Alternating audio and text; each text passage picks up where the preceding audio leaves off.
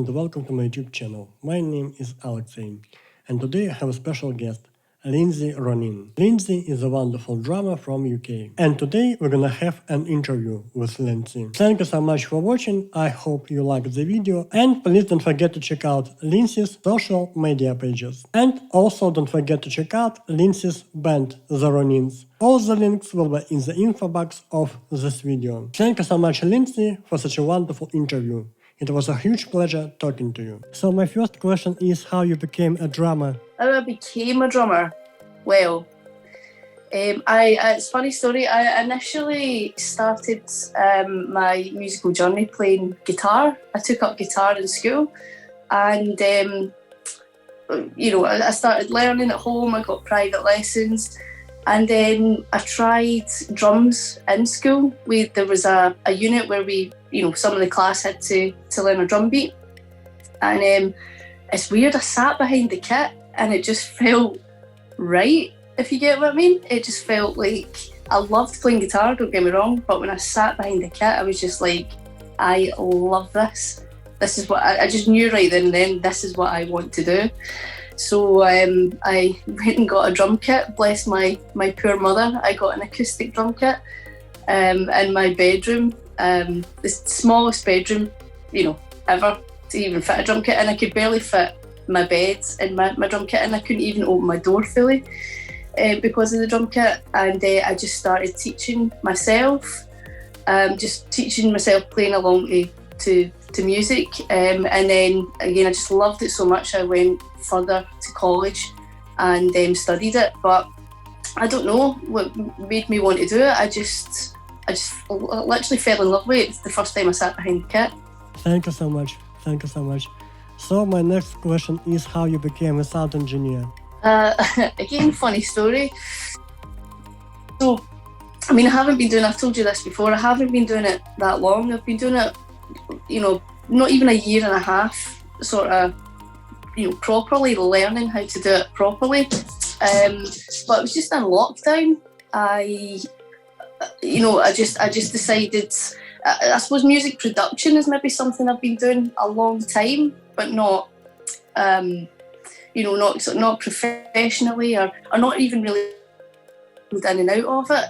But I then decided during lockdown that this is something that I wanted to do, and I wanted to learn it, learn how to actually engineer and make my music sound better. So I joined the Produce Like a Pro Academy, and I just started learning how to properly engineer, produce music that I'm now actually making myself. So my next question is, what gear do you usually use for tracking your drums? At the moment, all I have is the Focusrite 18i20. That is my audio interface. That's what I've been using, and it's mainly drum tracking that I've been doing. Being a drummer, obviously, that's where I started. I got myself the 8 channels so that I could record all my drums, obviously, and that's mainly what I've focused on. What I've been learning. I have looked at I have recorded other instruments, but say primarily drums. So that's what I use at the moment, and it's just all in the box. I have no outboard gear at the moment. It's hopefully something that I can branch out into. But just my audio interface, the drum kit that I showed you in the video, my Natal Cafe Racer kit, and then my Shure PGA 7 drum kit set, which again I purchased that in the recommendation of Produce Like a Pro, where they did the video comparison between the $100,000 mics and then the Shure mics, and the results were really, really good. So that's what made me go out and buy that as well. But I'm hoping to add some more stuff soon. So watch this space, you'll hear all about it when I do. Thank you so much. My next question is, do you use drum samples, and what is your opinion on using drum samples in general? Well, yeah, I do use drum samples because, again, if for everyone who's watched the video, I don't have like, you know, a room that you see in like Sunset Sound, for instance. I don't have high ceilings. My room is very, very dead. You know, there's like material up on the walls and on the roof. So I can't get, you know, I just feel like I'm kind of limited with my equipment as well. I'm quite limited. So drum samples, are a complete saviour for me, and I have been using them. You know, it depends obviously what sounds that I'm looking for, what style of music I'm playing. But yeah, I am in favour of them, and I know, you know, so many other producers that all use samples. You know, I don't see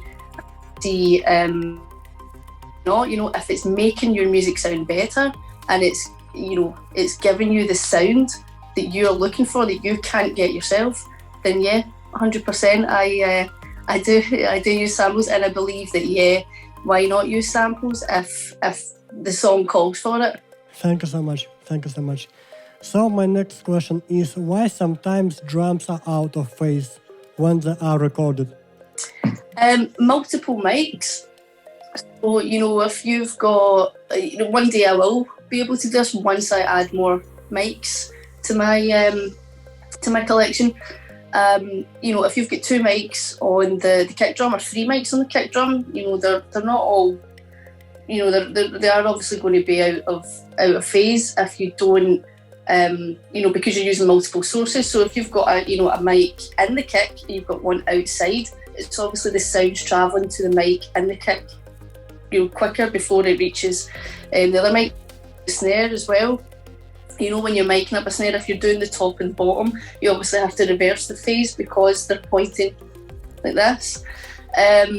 You know, the same with the overheads as well. If you, like I showed you, measuring the distance between them, you know, because if you've got one mic, you know, over the snare, and it's, you know, say it's 3 feet or 4 feet from the snare, and then you've got another mic that's maybe 5 or 6 feet, it's not going to, obviously the mics are, the sound is travelling to the mics at different times. So, you know, the phase, the waves aren't actually going to line up, and it's going to put it out of phase, just resulting in that really thin sound that you hear. So it's obviously really, really important that they are in phase, and, you know, that you get a good sound, and just take time to set up your mics properly. This is one thing that that, you know, everyone that I've watched the videos can't stress enough. Just take time and get a good sound from your source.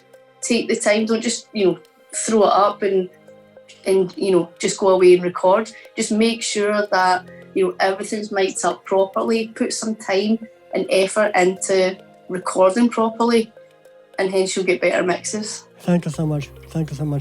So my next question is, how do you deal with drums bleed? So in this case, when should you use gate plugin and when you shouldn't use gate? Okay, so bleeds. I mean, obviously drums is notorious for bleeds. It's something that we can't get away from. So yeah, I mean, I'll gate the, you know, like the kick drum, for instance. There's, you know, some cymbal bleeds, but mainly the snare, and I will gate that out. The snare drum is as well, you know, I'll gate there. It depends, because I was actually working on something last night, and I had ghost notes. I had quite a lot of ghost notes in it, and, you know, obviously when I was gating there, it was taking away some of those ghost notes. So I think, you know, you do just have to be careful. Gating can be tricky, I think, as well. You know, it can kind of ruin your sound for me as well, I've found. So yeah, I think, yeah, you do have to, you know, you do have to gate out. What I'll do with my toms as well, actually, is the tom trick that I seen from one here also, is where with the toms you just take you go through all the hits and you just take it down minus 18 dB, and it doesn't totally cut out all the bleeds, you know, because you get a tiny little part of it, but it really does help clean everything up. So I think, yeah, it's important in drums to, to gate out, especially, your kick and snare, and just try and even reduce that cymbal bleed as well, because, try it, you'll notice a huge difference. It can sound, the cymbals especially, if it's say like a heavy rock track where you've got open hats and really kind of loud crashes, it can sound just so like, just so kind of sort of washy and overpowering. So yeah, you do. I think your kick and snare, you absolutely have to gate that. There's also sidechain compression as well. I've seen that. That's not something that I've done a lot of on drums, but I'm currently learning that. So that's another option that you can do, is you can sidechain compress. Say like the kick, every time the kick hits and the snare, it will disappear from the track. So that's another option that you can do as well. Thank you so much. So my next question is, what tips can you give on making drums sound huge in the mix? Oh, sound huge in the mix. So what I've done, there's a track I done a couple of weeks ago, a drum cover of the Pretty Reckless, Only Love Can Save Me Now. And the drums on that track are humongous. They sound really, really big, really fat, powerful, really modern as well. All their stuff sounds, the drum sound is really modern and really punchy. So what I did was, to make them sound huge, was obviously drum samples. My kit wasn't sounding as big because of my room and my mics. So I added in some samples. I done some parallel compression, where you you'll duplicate the track and you'll just really compress the hell out of it. You'll compress it to the point it sounds awful on its own, and then blend it in the original track, and it just makes it sound huge. It really makes it cut through. So I'll use parallel compression, and recently I've started using more saturation on my drums as well. The saturation is just it makes, for me, when I've added just a little bit of it on my overall drum mix, it sounds phenomenal. It will take something from here literally to here, and it's just a tiny amount of saturation, but it makes it sound huge, absolutely huge, the results that I've had with saturation. Another thing is obviously a bit of reverb as well, like on my Drum Master bus. I'll put a bit of reverb. I'll do the fake room trick as well, where you take your overheads, you duplicate the overhead track, and you send it to a bus with reverb. That can also make it sound huge. I've also just put reverb on my actual overall drum bus as well, with the saturation, and it can make it sound huge. It depends obviously on the style of the track and what sound you're wanting, but I did that for that track. You can check it out actually on my YouTube channel. It sounds huge, and it's not far off the sound of the drums on the original track as well. So yeah, hopefully that's my tips there for making the drums sound massive. Yeah, thank you so much. So my next question is, what tips can you give on recording drums? So on recording drums, just make sure that you're if you don't know how to record drums, please watch a tutorial on how to do it. They produce like a drum making techniques video. That was kind of the first thing that I looked at, and it's the one that I have used religiously in miking up drums. So obviously your mics, just make sure that you've got some decent. If you're serious about it, make sure that you do have some decent mics. Do your research on mics and get something that's going to sound good. Your room as well. Again, I know I don't have the best room, but just kind of pay attention to it. Make sure that if you that you do some kind of treatment in your room to get a good sound. When you're miking up, again, just make sure that you are doing it properly. If you learn your proper miking techniques, make sure you know what the mics are doing. For instance, like with the bass drum, outside the bass drum and further away from the drum, you're going to get a more sort of boomy, open sound. Obviously, the closer to the mic the drum is, the warmer that it's going to sound, more kind of in your face, the proximity effect. Or if the bass drum mic was inside the kick drum, you get more of a click. So it's just kind of understanding what each, what the mics are doing, what the mic placement is. That I think that's really, really important, and that's something I had to learn and understand. Otherwise, I was just throwing mics up for no reason and not actually understanding what I'm doing. And the smallest adjustments as well can make a huge difference. So just taking time and learning what you're doing, choosing your mics, and listening to it as well. Just listen to what you're doing and make sure does it sound good to you? Because if it sounds good to you, then it's going to sound good to everybody else as well. So advice on it. Thank you so much. So my next question is how and why you joined Produce Like a Pro Academy. Funny story again. I had never heard of Produce Like a Pro Academy. During lockdown, when I decided, I'm going to learn how to do this properly, I joined the Facebook group. It was Produce, Mix, Fix and Conquer, which I believe you're a member of as well. I joined that, and it was just, to get some advice. I had no idea the people that were in this group at the time. So I put a post up, and it was Daryl Thorpe who commented, and I had no idea who Daryl Thorpe was at the time, and he was who commented. I said, what's the best online courses? Because I couldn't go to, obviously it was during lockdown, we were all stuck at home. I said, what's the best online courses for learning, basically the engineering side? I suppose I can produce to an extent, being a musician. And it's something that I had done previously, but I need to learn how to basically engineer my sessions. And he commented saying, Produce Like a Pro. He put the link up, and then I think it was Pro Mix Academy as well. There was a load of other people that commented, but I clicked on this, and it was so Produce Like a Pro. It took me to the website, and I read Warren's story on the page, and I was just drawn in. I was like, oh, this sounds great. This sounds like exactly what I'm looking for.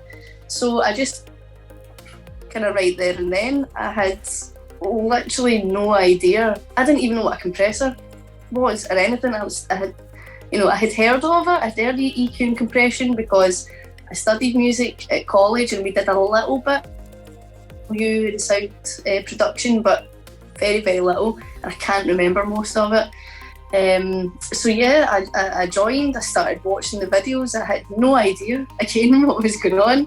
I was just watching them and slowly but surely just absorbed everything. And after a couple of months, the videos and the about mixing and recording stuff, it all started to slowly sink in, and then I started to understand what Warren and everybody else was actually saying. And I got some equipment. Again, during lockdown, I was lucky to get some grants. I lost a lot of money, obviously, in lockdown, but I managed to get some grants, which I just spent on music gear, and that was it. So I literally have Daryl Thorpe to thank for Produce Like a Pro. And then when I found out who he was, mind blown. I couldn't believe it. So there we go, the story.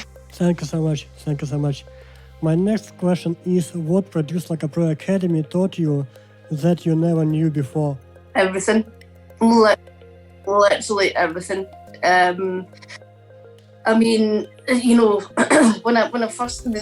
when I first joined it, I read through everything and nothing made sense to me whatsoever. So then I just started watching videos. I then went on the YouTube channel, and I literally just kind of went back to I could find, basically all the basics videos. I started from there. I just watched them and, studied my butt off. And now just everything kind of makes sense. It's quite a short space of time that I've been doing it. I just feel like I've learned, because I've just been right into it and I've been doing it every day.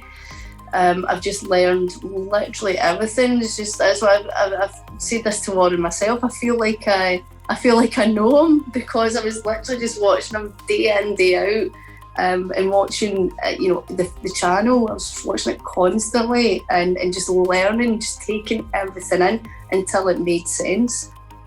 So yeah, literally everything that I know so far is thanks to Produce Like a Pro. What motivates you to make music during these times?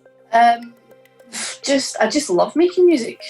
I absolutely love it. It is me. Everything is music. As I say, it's something I've actually been doing since I was younger. I just didn't realise, what I was doing. That it was production, that I was doing. I wrote songs, and then I had this little recorder and used to make them. So that was, at the time, it was music production, and I just didn't really kind of click onto that. But I just love making it. It makes me happy, and music just, old saying, just music makes the world go round. It's a universal language.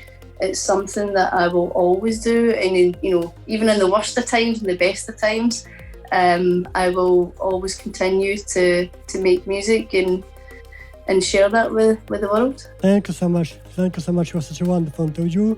It was a huge pleasure talking to you. You too, Alexi. Thank you so much for having me.